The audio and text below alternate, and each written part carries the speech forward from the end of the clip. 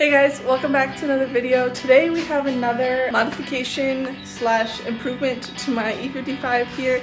We have a looped fuel rail from Moscow Supercharged. Huge shout out to Moscow Supercharged for sending that over for me. As you guys know, with these engines, cylinder 8 can get lean, and so this modification will just help ensure that there's equal fuel pressure throughout all the cylinders. It's like an extra layer of protection. I mean, like the cylinders, they're fine from factory. The only thing is, you never know when, you know, fuel pumps or injectors are getting a little weak. So it's like a preventative, to prevent any future issues, I guess. That cylinder 8, pretty much, I think it's the last cylinder to get fuel. So looping it keeps equal pressure. The best thing you want to do, especially on these. All right, we're gonna go ahead and just get started. Look at those brand new gloves. Yeah, I'm not gonna get my hands dirty. My other gloves are super dirty and I threw them out. Right Time there. for some new gloves, yeah. I personally don't actually like wearing gloves. I like to be able to actually like feel the stuff in my fingers. I like to keep my hands clean, especially when I'm looking at the engine bay. But first thing is first, I guess. You have to remove the surge tanks, right? Yeah, that's the first step. Yeah. This is actually pretty easy. We've done one on Michael's E55 out there, so we're very familiar with the process. It's a pretty easy, should be pretty quick install. So surge tanks. Yeah. The only difficult part really is getting one of these underneath the supercharger, but it shouldn't be too bad at all. This says back, so this is the front. When we get there, I'll show you guys how to actually loop it without taking the supercharger off. You have to like fish it through there, and can't remember, but we'll get there once the time is here.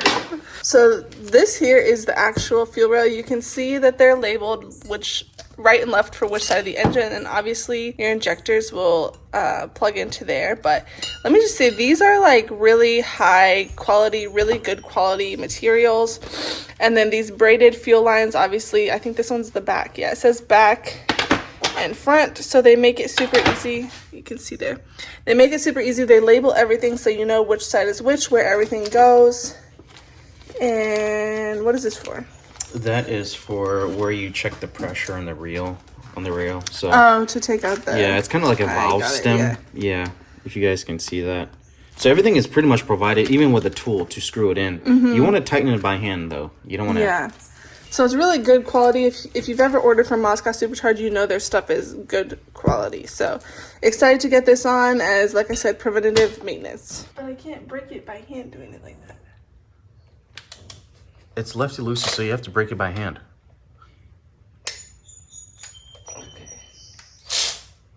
And these, make sure it's on it properly, because you don't want to strip. Once you just break it free, you should be good. Yeah, that one was turning a little. I didn't want to force it.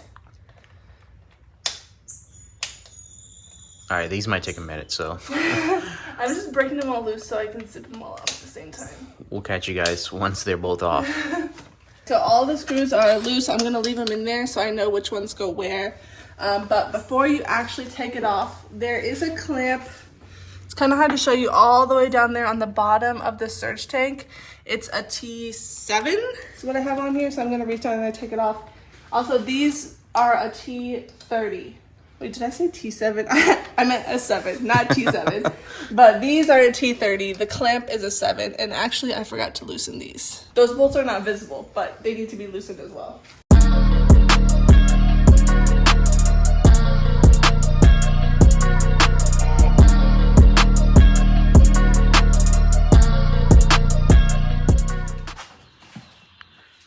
All right, so you're taking the filter off? Yep. It's my best friend. If you know, you know. Your best friend. The supercharger wine. All right, so what are we doing here now? The filter's off. Next we have to do actually take off the fuel rail itself. These are E10s. There's 4 of them. And then we have to disconnect where the fuel actually goes in. I think that's a 17. Yeah, it's a 17, I think. So that's the next step, is to crack these loose and bleed. And then I guess disconnect the injectors, the injector. plugs. Yeah. Most likely, unless you have upgraded injectors, you just don't have all this extra wiring. Yeah. But I have 550s in here, so it needs this adapter. But fuel rail.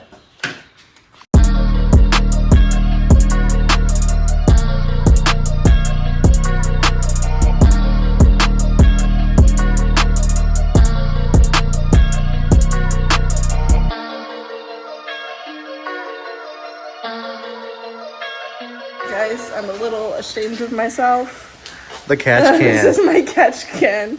Holy smokes. I honestly don't know the last time I checked it. But yeah, it's very full. That's crazy. I've never seen mine that full before, honestly. Glad I decided to check it while we were in here. But that is full. it just started pouring. Oh yeah. Alright, now it's time to just like swap all of these nasty injectors over. I really need to clean them. They are pretty take this crusty. first one off and see if I can show you. Maybe you can see it while it's still on there. But they're kind of crusty, just dirty. And pull it out a little bit more. Give it some give. It doesn't want to come out. You're gonna have to do more than that because of the the O-ring on there. I'm like really pulling it. Yeah. Anyways, they'll all come out, but they need clean, and we're gonna swap them over to the new fuel rail that they sent us. But one thing we need to make sure is that we face them in the same direction. That way, all the plugs and clips go in. yeah, right you don't way. want to put them on the wrong way. So you want to make sure like this side they're all facing this way, and this side they're all facing that way. So we need to make sure that they stay that way, so everything clips back nice and clean. Yeah. And then after that, these would be pretty self-explanatory because front and back, yeah.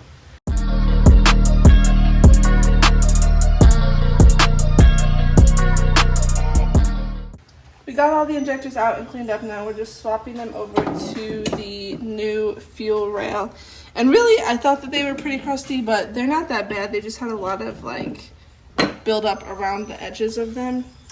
But they cleaned up nicely. So now we're gonna put them in the new rail. Again, remembering which way that they were pointing, and install the new, not the new clips, but you have to reuse your clips. Got all of the injectors installed. These clips on this, let me show you.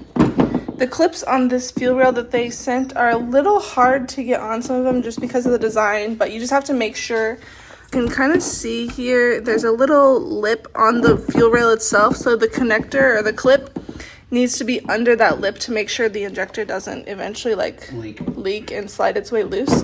So took a little bit to get them all and make sure they were all seated right, and yeah, we had a little mishap, so mine wasn't, don't mind the bandages. Yeah, mine wasn't hard to put the clips on. I think it was just, some of them, the design, Yeah, it was only, I think it was only 2 of them that we really had to like work at, but just make really, sure it was that one actually. Yeah, true. Just make sure that your clips are seated in there correctly to avoid any future leakage of fuel. So now we're just going to put them back, obviously, where the old fuel rail came out from.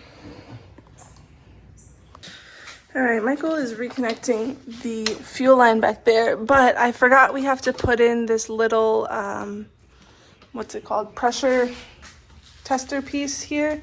So I had to unbolt mine, and we're gonna take it back out so that I can put that piece in. It just screws in, but with this rubber piece here, you wouldn't be able to put it in. So, gotta take it back out. If you want to release fuel. Oh, yeah. So it goes in the other way. Yeah. Yeah, and the tool is kind of made so you can only put it in one way. Yep. Okay, so that is gonna go right in here, and you just twist it in. Yeah, just hand tighten, nothing crazy. Because the gasket, it's got a little black Little tiny O-ring type thing.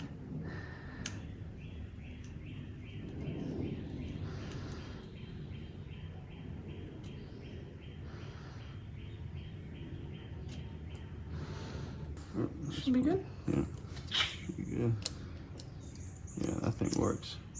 Perfect. And then I have to grab the cap from my old fuel rail because they didn't send a new one, but that's fine. Oh, yeah.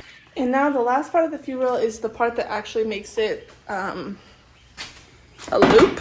It connects the back and the front. So this one that I have is the back.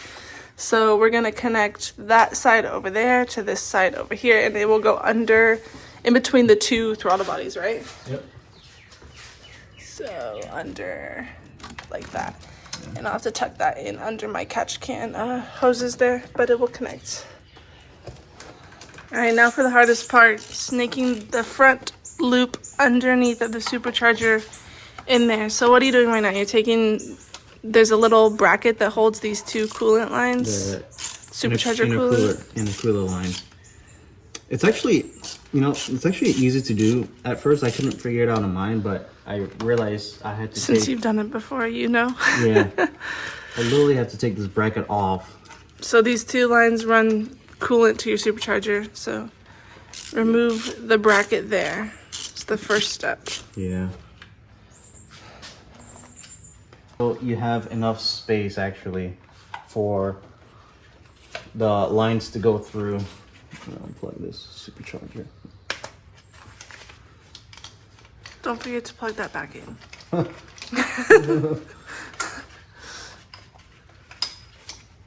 Alright, so that's unplugged. And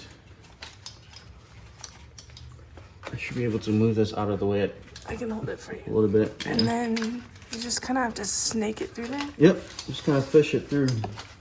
And I gotta see on the other side where it's coming from, and then I can grab it from the other side with this tool. Oh, that. Yeah.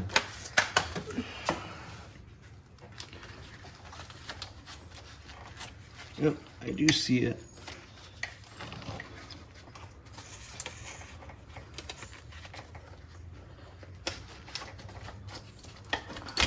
All right, there we go.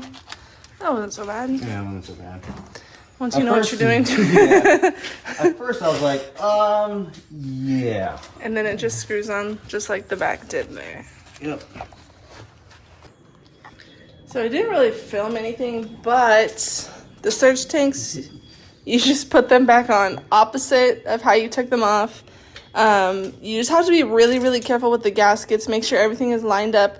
You don't want to strip any of these bolts. They're very easy to strip. So just make sure everything is lined up well. Also, yeah. You don't want to cross thread anything. Make sure everything is just done well while you're putting everything back. And then remind me again what you're torquing them to. 14 foot-pounds. 14. Yeah. 12 to 14. So just very, very little. You don't want to over torque them because you'll strip them out and it will cause more issues. But we are pretty much done. Before we put the surge tanks on, I did prime it just to make sure that we don't see any like immediate fuel leaks. Obviously it doesn't get it up to full operating pressure, but it gives you a good idea if there's going to be any leaks or not. So we're just tightening up everything and that will be all.